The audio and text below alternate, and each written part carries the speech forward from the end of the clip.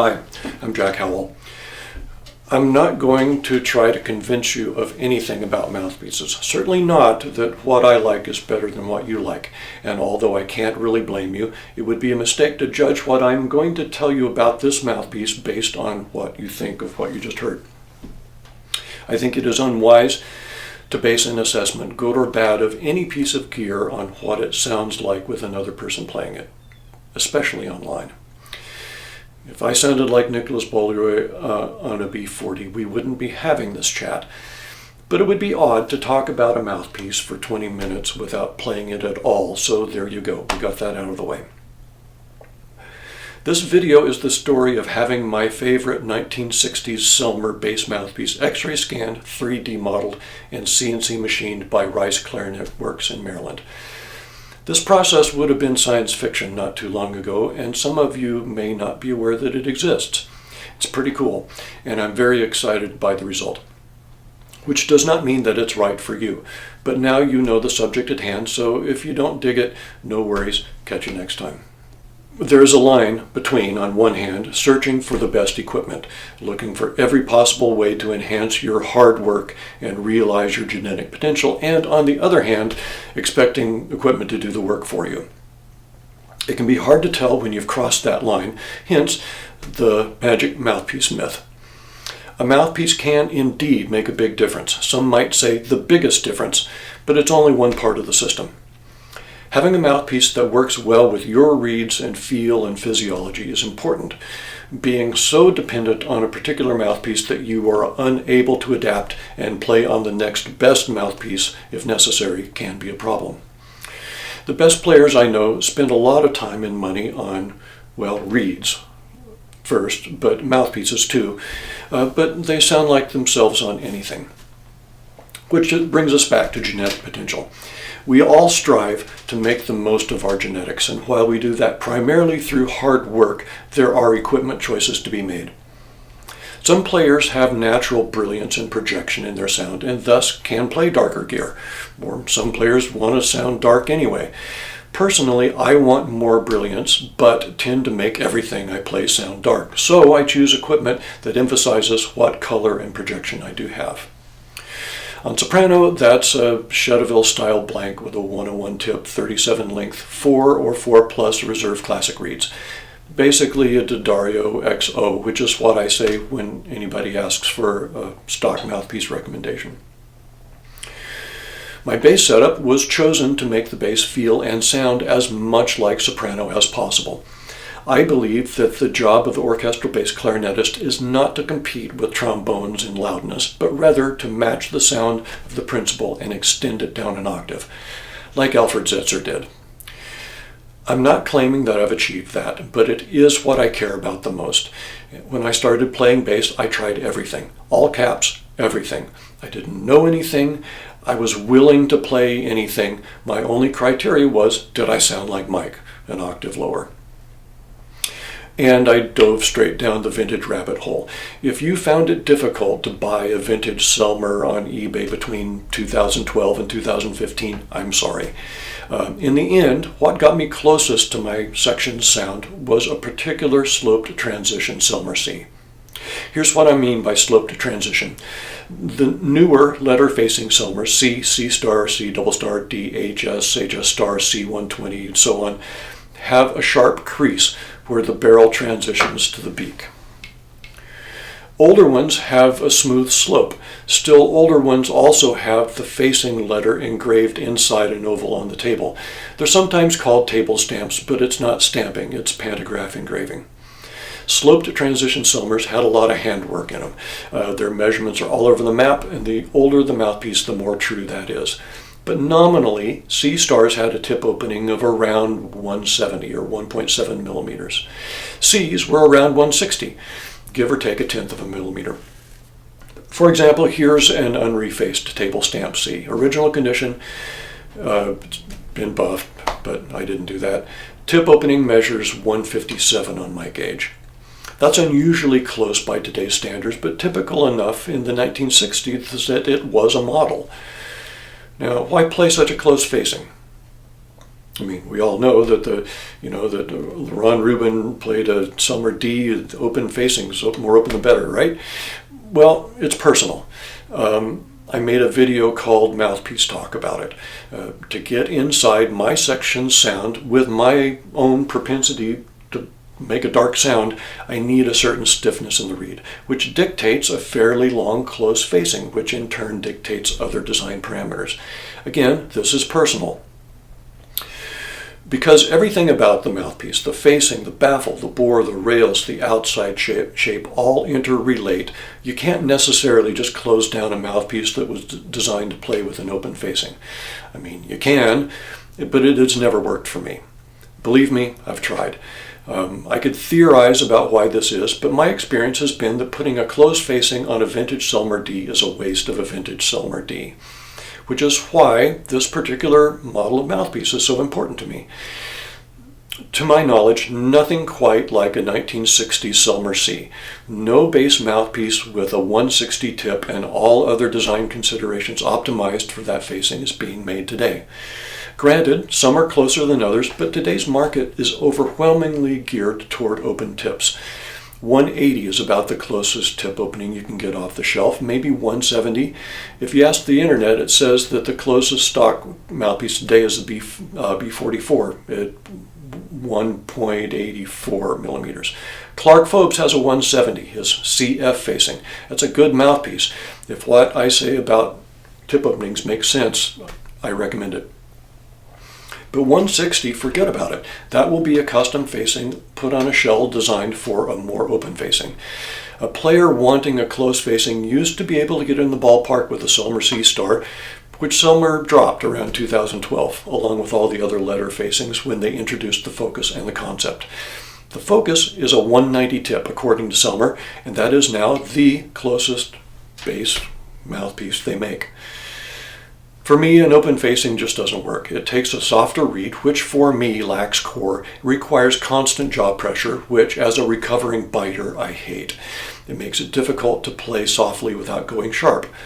We're all different. I'm not saying it doesn't work and sound great for you or anyone else. However, the idea that bigger is better for bass mouthpieces is, in my experience, not necessarily so. After 10 or 12 years of eBaying and refacing, I wound up with a handful of vintage Selmers that played well. Mostly Cs, also a few C stars that closed down well. Which a sensible player would have just ridden into the sunset, but I'm not particularly sensible. Also, something about being dependent on irreplaceable equipment makes me uneasy, so I'm always looking on all the clarinets for modern equipment that has that elusive vintage color and freedom. Which is how I arrived at a point last season where I was ping-ponging back and forth between a Selmer and a Lee Living Good bass mouthpiece, nicknamed Darth Maul, which has appeared in a few videos. I've said a lot of complimentary things about Living Good mouthpieces, and I stand by every word. The response of my Living Good is exceptional. My only reservation in making this video is the possibility that it might seem like I'm throwing shade on this mouthpiece, and I'm not. It's a great mouthpiece. I liked it so much that I bought the other 4 mouthpieces made from the same rod of rubber, and I had every intention of playing them for the rest of my career. The first time I played Dance of the Sugar Plum Fairy on that Darth Maul, which Dance of the Sugar Plum Fairy comes about 15 minutes into our Pops program when I've been sitting, but coming in cold, I felt an immediate security and solidity in that throat F sharp that made me think I have to play this mouthpiece. The response is everything. Nobody cares how good your tone is if you can't put it right at the tip of the stick. Lee's mouthpiece is super comfortable, flexible. It's also heavily influenced by the slope transition Selmer, just a different one. But Lee can't make a living making mouthpieces only for me. His blank has to also satisfy players who have a lot of natural brilliance and want a more open facing, which is not Lee's problem. If I had more natural brilliance and played a more open tip, I think his blank would be perfect. And who knows, I may play it again at some point. So, okay, great mouthpiece. But I had this nagging thing about the sound. I couldn't get 100% away from my Selmers. Listening to concert recordings, so I played the Living Good. If I was playing by myself, it sounded like me, but I couldn't hear myself clearly enough in the mix.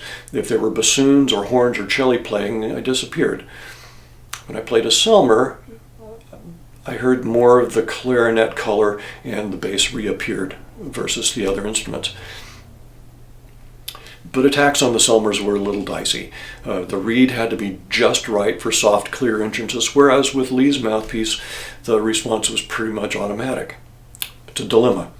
When we played something like Franck D minor, I felt I had to have the Selmer color, but I missed the Living Good response. When we played something with soft, clear attacks like the opening of Mahler 1, I needed the Living Good response, but I missed the Selmer color.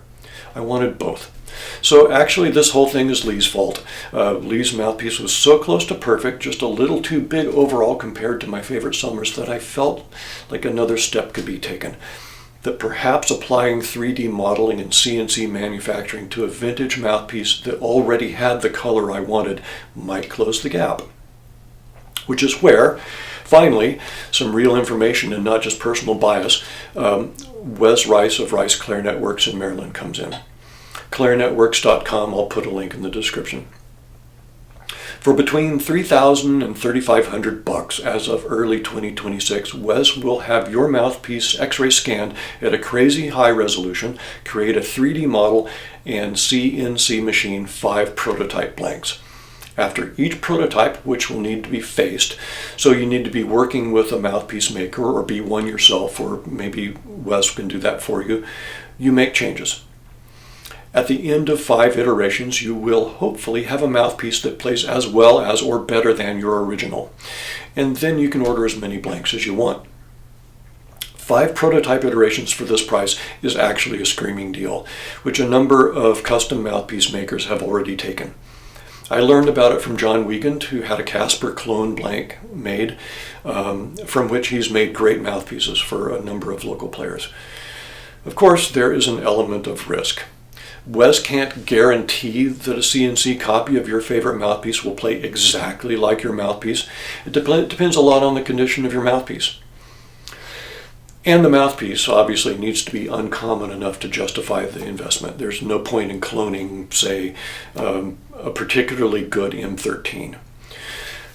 For my model, I chose a 1960s Selmer, the one that gives me the most color and projection. It blows freely with a fairly stiff reed. It's only been refaced once, so there's plenty of rubber left in the tip, but not too much. Also has a pronounced upper mid-baffle hump. That hump, which you can see here, is usually undesirable for soprano mouthpiece, but in my opinion, it's magic for a bass mouthpiece. I think the hump, which is more common in sloped transition Selmers, is a happy accident of hand shaping the baffle. They don't all have it, which is just as well because not everyone likes it. Like most good things, you can have too much of it, but I wanted that hump in my blanks because you can always take rubber out, but you can't put it back. I think the blanks turned out just right. There's enough material that the hump can be tuned for response without losing color, but not so much that you have to take out a bunch of material to get it to play. Here's how the process worked. I had my Selmer scanned early last May. I got my first prototype from Wes in late July. John Wiegand worked on it and bang. It was exactly what I wanted. The color of the vintage Selmer with the response of the Living Good. I switched to it immediately and effortlessly. The pitch was exactly the same as the model, and the color was very Selmery. I could hear myself in the woodwind section in concert recordings, and I could hear myself better in tooties, so I could tune better. Not only that, I started getting compliments on my sound. Unexpected compliments, even from string players who I had assumed didn't listen to me at all.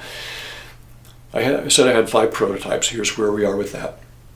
Prototype 1, the side rails were too thick, so John pretty aggressively filed down the sides of the beak, which narrowed the rails and made the mouth feel smaller and the response better. So for prototype 2, that's all we changed. Wes reduced the diameter of the beak and thus the width of the rails. Comparing the prototypes with the model, most of the internal measurements were spot on, but I found that the window on prototype 1 and 2 was a few thousandths of an inch narrower than the model. So prototype 3 widened the chamber slightly. Oddly enough, not an improvement. Weird. So prototype 2 was excellent. I ordered 5 of those to test consistency. I actually wound up with 6 because Wes always adds an extra to the batch in case the machine eats one, and it didn't. I worked on 5 of them with John. I refaced one blank myself over winter vacation, and I played that one on Bartók's Concerto for Orchestra last month. I was very happy with it. Because I still needed to narrow the side rails on all of the prototype 2 batch very slightly, I used my 4th prototype to further narrow the overall diameter, which brought the rails to a nice width right off the machine, and I think it improved the color and the response. That's what I just played. I haven't played it on stage yet, but I think the smaller diameter is enough of an improvement that I ordered a small batch of them. I'm very impressed with the consistency of these blanks. I'm surprised by how well they play with no finishing at all. They inevitably do not play identically, but all of them made really good mouthpieces, if you like what I like. If you love your B50 with number 3 reeds, you wouldn't like them at all. You'd probably chirp like a canary. For me, they take a number 4 or a stout 3.5 reed, and if you focus the air and let the reed vibrate, they make plenty of sound. So where do I go from here? I don't know. I don't necessarily have to go anywhere. I wasn't, frankly, expecting a CNC copy of a vintage mouthpiece to play this much better than the original, but it does. I don't know why. At some point you have to take the win and stop asking questions. Perhaps by choosing the right model, perhaps because of Wes's manufacturing, perhaps by dumb luck, I've wound up with a mouthpiece that's exactly what I want. I could probably get through the rest of my career with what I have, although if you've been paying attention, this is not the first time I've said something like that. I'm having fun. I have a test bed where I can start with the dimensions of the best Selmer C I've ever played and mess around with it. With vintage mouthpieces, whether you're refacing or shaping the baffle or thinning the rails, you always have to be mindful of going too far. If you do go too far and ruin a vintage mouthpiece, it's gone forever. And you may never get another one just like it, because they're all different. And because they're all different, you might not have learned all that much from your mistake. With a consistent blank, you don't have that fear. So if I wreck a couple of these finding the point of no return, it won't be a tragedy. Maybe at some point I will be so happy with one of these that I will stop experimenting. But I wouldn't bet on it. So let's see what happens. Maybe I'll finish some to sell. Maybe I'll make the blanks available. We'll see if anybody wants it. If there were lots of bass blanks optimized for a 160 tip, we wouldn't be having this chat, so a long close facing is obviously a small market. Now, does anybody else play a 1960s Selmer C and wish someone made them today? Anybody? Bueller? Doesn't matter. If I'm the only one who wants this mouthpiece, that's totally cool. The project was a success for me, and working with Wes has been great. If it turns out that there's any demand and I make any of my investment back, that's gravy. Since you've made it to the end, here's my spiel about YouTube. I'm not trying to grow my channel. I'm just trying to make a contribution. My videos typically are not algorithm friendly and they come very sporadically. If for some reason you want to be notified when they do, the only way YouTube will do that is if you not only subscribe, but also hit the bell for notifications. Just letting you know how it works. Thanks for watching.